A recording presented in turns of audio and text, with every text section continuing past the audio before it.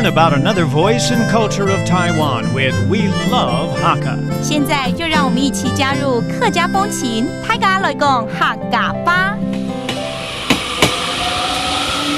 Hey, it's time for Hakka training on ICRT. This month we're going to Yunlin County, and today I'm going to take the train all the way to Doliu, bring my bag along so that we can go visit Erlun town so I can experience the small trails, breathe in the air, and feel the vibe of the countryside. 今天我们一起到云林县的二轮乡，带着我们的自行车、我们的铁马来这边骑一骑，来感受一下这边的空气还有文化喽。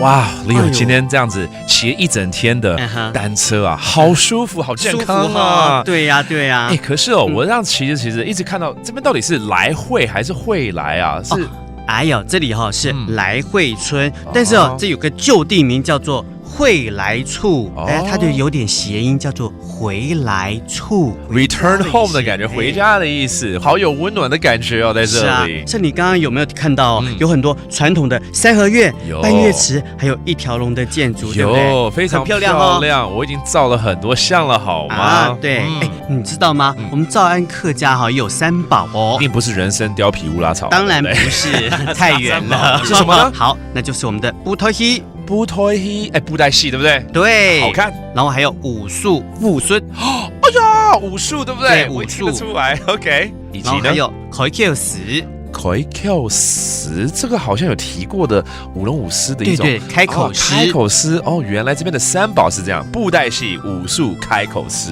是诏安客家的三宝了哦，太棒了！今天真的是一个健康之旅，骑着单车享受这边的自然。In Yunling's Erlun Township, you'll find the quaint little Hakka village of Hui Lai, formerly known as Return to Home. The elders tell us this is because it was where the villagers would come back after a long day in the fields. You can still find all kinds of traditional architecture there, like half-moon ponds and mud brick Chinese houses. The local Zhao and Hakka have preserved 3 cultural artifacts: the hand puppets they use to teach children Zhao and Hakka pronunciation, the easy-to-learn Tikan martial art, and the lion head used for the lion dance that has a unique square mouth and is the only lion that can enter the temple.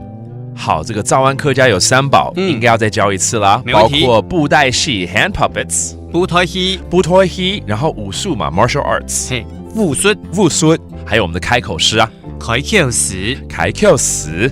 好，都学会了。And that does today's Hakka training on ICRT。什么太嘎？安子 say 张来了。客家风情由客家委员会监制。We Love Hakka has been brought to you by the Hakka Affairs Council.